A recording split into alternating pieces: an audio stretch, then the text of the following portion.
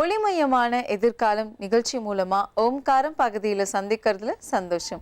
உங்களுடைய வாழ்க்கையில் ஏற்படும் பிரச்சனைகளுக்கு தீர்வு காணவும் மென்மேலும் வளர்ச்சி பெறவும் ஜாதக ரீதியான சந்தேகங்களுக்கு விடை காணவும் யோக ஆஞ்சநேயர் சக்தி பீடம் அனுமன் உபாசகர் ஜோதிட சிம்மம் திருவல்லிக்கேணி சுவாமி கண்ணன் பட்டாச்சாரியா சப்தரிஷி வாக்கியம் மூலம் உங்களுடைய பிரச்சனைகளுக்கு தீர்வு சொல்லுவார். வணக்கம் சுவாமிஜி. நாராயண. சுவாமிஜி, இன்றைய தினம் எப்படி இருக்கு? என்னென்ன பூஜைகள் நம்ம செய்யலாம்? என்னென்ன ஆன்மீக குறிப்புகள் இருக்குன்னு சொல்லுங்க சுவாமிஜி. மங்களகரமான ஏவிளம்பி வருஷம் சித்திரை மாதம் 6ஆம் தேதி 19/4/2017 புதன்கிழமையான இன்று பல நல்ல ஜோதிட ஆன்மீக விஷயங்களை பார்க்கலாம். ஏற்கனவே இந்த செவ்வாய் தோஷத்தால் வரக்கூடிய பிரச்சனைகளை பற்றி சொன்னோம். இப்போ பெண்ணுக்கு 12ல் செவ்வாய் இருக்குது, பையனுக்கு 12ல் செவ்வாய் இல்லை. அதுக்கெல்லாம் இப்போ சொல்ல போகிற பரிகாரம் சிறப்பானதாக இருக்கும். வராகர் சுவாமியை பற்றி நீங்கள் கேள்விப்பட்டிருப்பீங்க. இந்த உலகத்தை காக்கிறதுக்காக பகவான் விஷ்ணு எடுத்த அவதாரங்களில் ஒரு விசேஷமான அவதாரம் வராக அவதாரம். அந்த வராகர் சுவாமியோட திருக்கோயிலுக்கு போய் 12 செவ்வாய்க்கிழமை வராகரை துளசி மாலை போட்டு பூஜிக்கணும். நீங்கள் வஸ்திர தானம் பண்ணலாம், இல்லை சுவாமிக்கே சிவப்பு கரை போட்ட வஸ்திரத்தை சமர்ப்பிக்கலாம் வராகர் சுவாமிக்கே.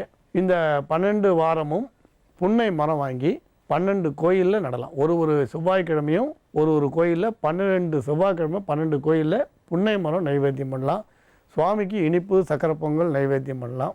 அதுக்கப்புறம் கல்யாணமான அதே மாதம் அதே நட்சத்திரம் வரும்பொழுது நீங்கள் இந்த புன்னை மரத்தை நடலாம். கல்யாணத்துக்கு முன்னால் 6 தடவை தம்பதி பூஜை, வயசான கணவன் மனைவி உட்கார வச்சு அவளுக்கு பாத்தி ஆரோக்கியங்கள்லாம் சமர்ப்பித்து சந்தனம் கொடுத்து இந்த தம்பதி பூஜைன்னு சொல்லுவாள். அது கல்யாணத்துக்கு முன்னால் ஒரு 6 தடவையும் கல்யாணம் முடிஞ்ச பிறகு ஒரு 6 தடவையும் பண்ணலாம். இது 12ஆம் இடத்துல செவ்வாய் இருந்த கடுமையான தோஷத்தை போக்கும். கட்டாயம் வராகர் சுவாமி அருளால் நீடித்த ஆயுளும் செல்வமும் ஆரோக்கியமும் இருக்கும், புத்திர சந்தானம் இருக்கும், குறை இருக்காது. வேறு பரிகாரங்கள் அவசியம் இல்லை. கட்டாயம் நல்லதை செய்யக்கூடிய அருமையான பரிகாரமாக இருக்கும். நம்புங்கள், நல்லதே நடக்கும்.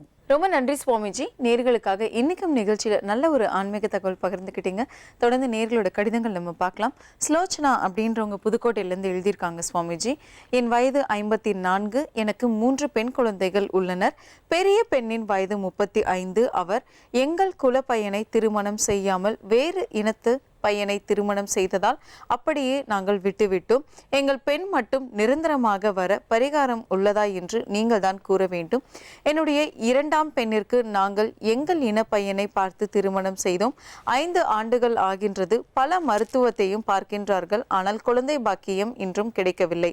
அதற்கு என்ன பரிகாரம் செய்ய வேண்டும் என்று நீங்கள் தான் கூற வேண்டும். என்னுடைய 3ஆவது பெண்ணின் வயது 31 ஆகின்றது. இன்னும் திருமணம் ஆகவில்லை. ஏதாவது ஒரு பிரச்சனையால் தடைப்பட்டு இருக்கின்றது. அவள் ஒரு கால்நடை மருத்துவர். அவளுக்கு ஏற்ற பொருத்தமான நல்ல வரன் அமைய தாங்கள் தான் ஒரு நல்ல வழி கூறும்படி கேட்டுக்கொள்கின்றேன் ஐயா. சுவாமிஜி, இவங்க 3 மகளுடைய பிரச்சனைகள் தீர்வதற்கு அவங்க என்ன பரிகாரம் செய்யலாம்னு சொல்லுங்க. சப்தரிஷி வாக்கியப்படி என்ன பரிகாரம் வருது அப்படின்னு பார்த்துடலாம்.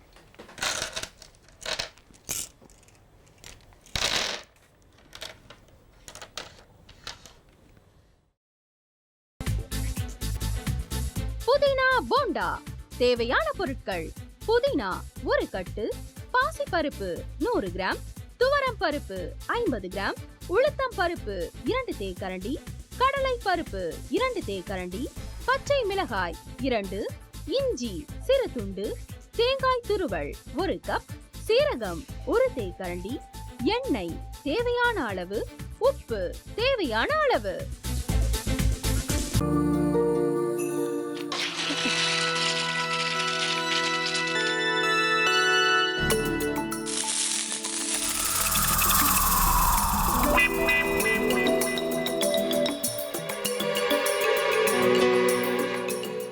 இந்த ஆம்லெட் பண்றதுக்குள்ள போதும் போதும் ஆயிடுது.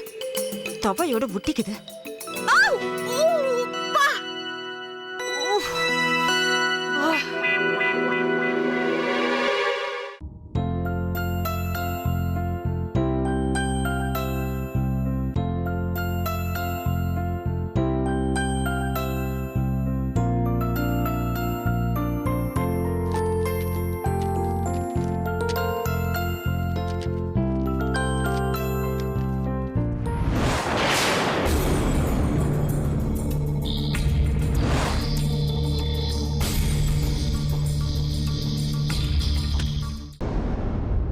அமிர்தா இப்ப என்ன பண்ணிக்கிட்டு இருப்பாங்க?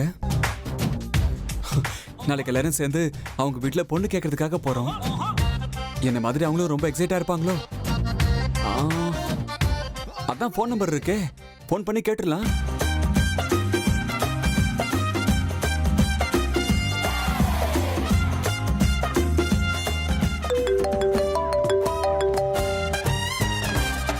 ஹலோ. ஆஹா, தேன் மாதிரி உங்க வாய்ஸ் ரொம்ப ஸ்வீட்டா இருக்குங்க.